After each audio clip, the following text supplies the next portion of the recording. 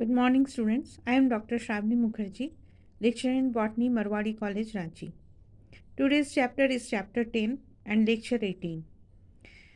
The name of the chapter is Cell Cycle and Cell Division. Today we will study about cytokinesis. What is cytokinesis? Cytokinesis is the division of cytoplasm of the parent cell into two daughter cells. Okay, students? So this is the definition of cytokinesis. Students, you have already studied about the mitosis, in which you can see that in every cell division has two parts, or cell division completed in two parts. Number one is nuclear division and number two is cell cytoplasmic division.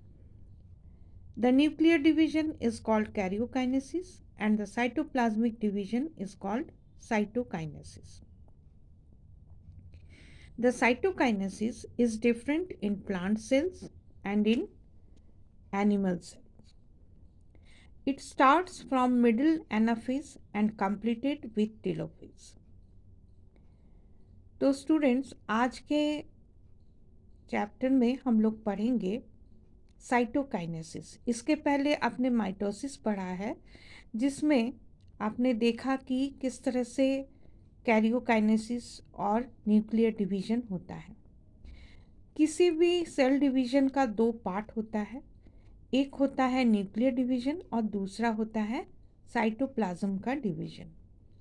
तो nucleus के division को हम लोग कहते हैं karyokinesis और cytoplasm के division को हम लोग कहते हैं साइटोकाइनेसिस। साइटोकाइनेसिस में क्या होता है? तो साइटोप्लाज्म का डिवीजन होता है, यही इसका डेफिनेशन है। अब साइटोकाइनेसिस कब होता है? तो it starts from middle anaphase and completed with telophase. और साइटोकाइनेसिस एनिमल सेल और प्लांट सेल में अलग अलग प्रोसेस से होता है।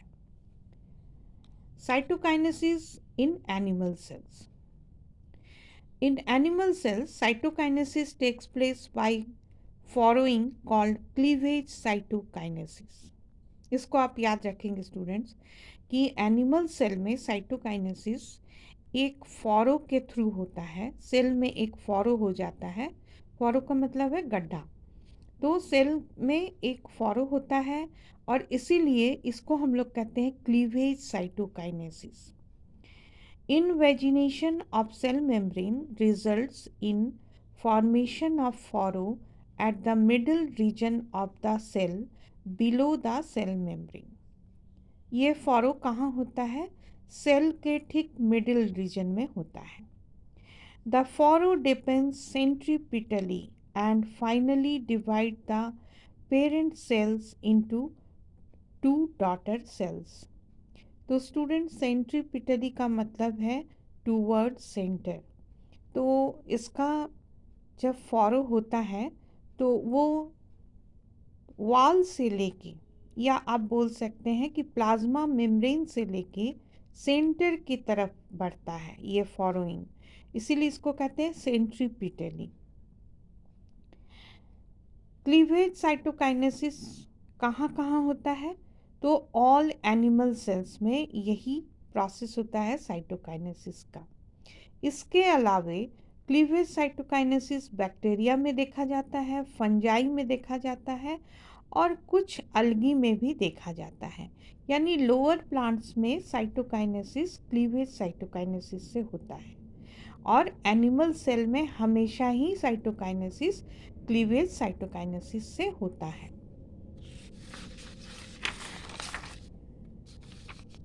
यहाँ हमने एक डायग्रामेटिक स्केच बनाया है। आप देखिए स्टूडेंट्स कि इसमें साइटोकाइनेसिस कैसे हुआ। देखिए स्टेजेस है, अर्ली टेलोफेज है, ये लेट टेलोफेज है, ठीक है। और यहाँ पर साइटोकाइनेसिस कंप्लीट हो गया और इसमें क्या हुआ कि दो डॉटर सेल बने। यहाँ देखिए साइटोकाइनेसिस शुरुआत हो रही है साइटोकाइनेसिस की।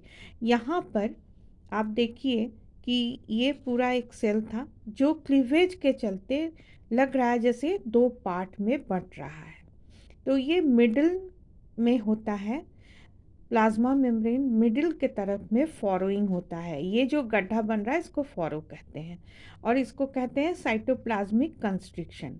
ये देखिए स्टूडेंट्स कि ये ठीक किनारे से लेके बीच की तरफ, मतलब मार्जिन टू सेंट्रल एरिया, इस तरह से ये बढ़ रहा है क्लीवेज, तो इसको कहते हैं सेंट्रीपिटल क्लीवेज। अब देखिए लेट टेलोफेज में करीब करीब बस इतना ही बाकी रह गया है 2 सेल बनने में, जो कि बाद में बिल्कुल 2 सेल में, यानी 2 सेल का साइटोप्लाज्म अलग अलग हो गया और इसी को कहते हैं साइटोकाइनेसिस। तो ये एनिमल सेल में था, जहाँ पर क्या हुआ, फॉरो हुआ और फॉरो होने के बाद सेल जो है वो बिल्कुल अलग हो गए, डॉटर सेल्स एक दूसरे से। Now cytokinesis in plant cells, अब हम दूसरी वाली पढ़ेंगे जिसमें हम लोग देखेंगे कि साइटोकाइनेसिस प्लांट सेल में कैसे होता है। Cytokinesis in plant cell takes place by cell plate formation. ये आप याद रखेंगे स्टूडेंट्स कि एनिमल में फॉरोइंग होता है, लेकिन प्लांट सेल में कभी भी फॉरोइंग नहीं होता है, वहाँ सेल प्लेट बनते हैं। ठीक है। Small vesicles produced by Golgi apparatus line up at the equator. Small vesicles बनते हैं, जो कौन बनाता है, गोल्जी apparatus बनाता है, और ये क्या करता है, इक्वेटर में आ जाता है। जो वेसिकल्स है वो इक्वेटर में आ जाते हैं। Vesicles form the plasma membrane of 2 adjacent daughter cells and a solid cell plate or middle lamella arise। तो वेसिकल्स का काम क्या होता है कि वो प्लाज्मा मेम्ब्रेन को बना देता है। ठीक है। और प्लाज्मा मेम्ब्रेन 2 डॉटर सेल के बीच में बनते हैं और मिडिल लैमिला और सेल प्लेट भी बन जाते हैं। The cell plate grows centrifugally and comes in contact with lateral walls of parent cell। ठीक उल्टा हो रहा है स्टूडेंट्स यहाँ पर कि सेल प्लेट सेंटर से कहाँ जा रहा है, मार्जिन की तरफ। फॉरोइंग में क्या हुआ था, it starts from margin toward centre. यहाँ पर क्या हो रहा है कि सेंटर से starts from centre towards margin, तो इसको कहते हैं सेंट्रीफ्यूगली। तो सेंट्रीफ्यूगली सेल प्लेट बनना शुरू हो जाता है। With the formation of cell plate spindle disappear. जैसे ही सेल प्लेट बनते हैं स्टूडेंट्स, तो जितना भी स्पिंडल था वो डिसअपियर कर जाता है। Cellulose, hemicellulose and pectin are then deposited by the cytoplasm of daughter cell on either side of middle lamella to form cell wall। तो आप जानते हैं कि प्लांट सेल वॉल सेलुलोज का बना होता है और पेक्टिन का, तो ये सारे जो सेलुलोज हेमी सेलुलोज है इनका डिपोजिशन हो जाता है और इस तरह से एक कॉम्पैक्ट सेल वॉल बन के तैयार हो जाता है 2 डॉटर सेल के बीच में। यहाँ पर हम लोग एक डायग्रामेटिक स्केच लिए हैं जिसमें आप देखिए कि यहाँ पर 2 डॉटर सेल है। ठीक है। लेकिन इनका 2 डॉटर सेल तो नहीं कहेंगे स्टूडेंट्स, इसको कहेंगे 2 डॉटर न्यूक्लियाई। ये एक न्यूक्लियाई, ये एक न्यूक्लियाई, इनके बीच इनका जो साइटोप्लाज्म है ये कॉमन है। अब यहाँ पर वेसिकल्स बन रहे हैं। देखिए ये क्या है, वेसिकल्स है।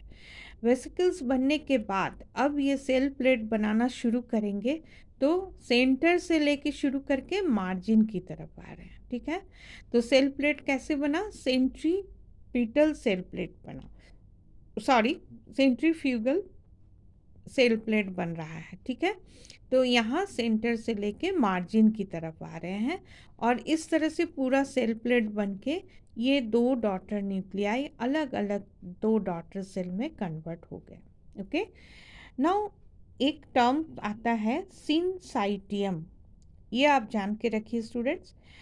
When nuclear division takes place without cytoplasmic division, it results in the formation of large number of nuclei in a cell. This condition is called syncytium। आप चूँकि सेल डिवीजन पढ़ रहे हैं तो ये भी प्रोसेस आपको जान के रखना चाहिए, जिसमें क्या कह रहा है कि न्यूक्लियर डिवीजन हो रहा है लेकिन साइटोकाइनेसिस नहीं हो रहा है। तो अगर न्यूक्लियर डिवीजन के साथ साइटोकाइनेसिस यानी karyokinesis is not followed by cytokinesis, तो क्या होगा कि यहाँ पर जितने भी न्यूक्लियस बनेंगे वो एक ही सेल के अंदर में रहेंगे, और इस तरह के कंडीशन को हम क्या कहेंगे, सिनसाइटियम, यानी न्यूक्लियस तो बना, डॉटर न्यूक्लियाई बना, लेकिन डॉटर सेल नहीं बना। Okay, now significance of mitosis. Mitosis का सिग्निफिकेंस क्या है, मतलब कि माइटोसिस की ज़रूरत क्या है। तो पहला है growth, formation of new body cells, somatic cells. Hence mitosis helps in growth and development of multicellular organisms. ठीक है, तो ग्रोथ के लिए माइटोसिस का होना बहुत ही ज़रूरी है। Maintenance of size, mitosis helps to maintain a proper cell size. एक प्रॉपर सेल साइज होने के बाद ही सेल दूसरे सेल डिवीजन में पहुंचता है, इसीलिए एक प्रॉपर सेल साइज को मेंटेन करता है mitosis. Number 3, maintenance of chromosome number. Mitosis results equal number of chromosome in all cells of an individual. Reproduction, mitosis produces new cells for the multiplication of unicellular species. The number 5, healing and regeneration, produces new cells for the healing of wounds and for regeneration. Repair of the body takes place by addition of cells through mitosis.